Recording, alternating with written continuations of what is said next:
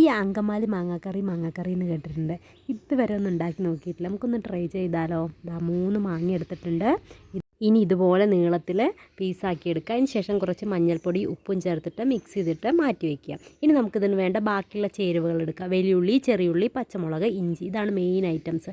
കുറച്ച് കറിവേപ്പില കൂടെ ചേർക്കുക. അതിലോട്ട് കുറച്ച് മഞ്ഞൾപ്പൊടി, കുറച്ച് മല്ലിപ്പൊടി, കുറച്ച് മുളക് പൊടി, കുറച്ച് എണ്ണ, ഏത് എണ്ണയായാലും കുഴപ്പമില്ല. ഞാൻ വെളിച്ചെണ്ണയാണ് എടുത്തത്. കൈ കൊണ്ട് നന്നായിട്ട് മിക്സ് ചെയ്ത് ഞരടി അതൊന്ന് സെറ്റ് ആക്കുക. ഇങ്ങനെ മിക്സ് ചെയ്യുന്നതിലാണ് കേട്ടോ അത് കാര്യം. നന്നായി മിക്സ് ചെയ്ത് എടുക്കണം. അതിന് ശേഷം നമ്മൾ മാറ്റി വെച്ച മാങ്ങ കൂടെ ചേർത്തിട്ട് ഒന്നുകൂടെ നന്നായി മിക്സ് ചെയ്തെടുക്കുക. നല്ലതായിട്ട് മിക്സ് ചെയ്യണം.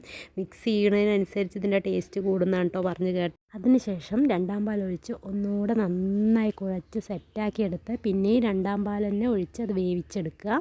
മാങ്ങ ആവശ്യത്തിന് കുറച്ച് വെള്ളം ഒഴിച്ച് അത് വേവിച്ചെടുക്കുക കേട്ടോ. അപ്പോൾ അത് വേവിച്ച് സെറ്റായിട്ട് വന്നു കഴിഞ്ഞാൽ അതിലോട്ട് നമ്മൾ 1ാം പാൽ ഒഴിച്ച് ഒന്നുകൂടെ ഒന്ന് തിളപ്പിച്ചെടുക്കുന്നുണ്ട്. നല്ല ടേസ്റ്റാണ് കേട്ടോ. ഞാനിത് കഴിച്ചപ്പോൾ ഞാൻ ആദ്യമായിട്ട് ഉണ്ടാക്കി കഴിക്കുകയാണ്. നന്നായിട്ടുണ്ട്. അതൊക്കെ വാങ്ങി വെച്ചതിന് ശേഷം വറവിനായിട്ട് ഉള്ളിയും കറിവേപ്പിലയും ഉണക്കമുളകും ചേർത്ത് നന്നായി മൂപ്പിച്ച് അതിലോട്ട് കുറച്ച് മുളക് പൊടിയും കൂടെ ചേർത്ത് കറിയിലോട്ട് ഒഴിക്കുക. നല്ലൊരു കറിയാണ്.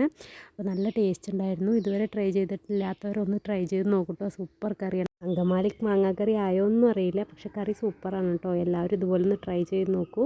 Okay, tata, bye bye, see U.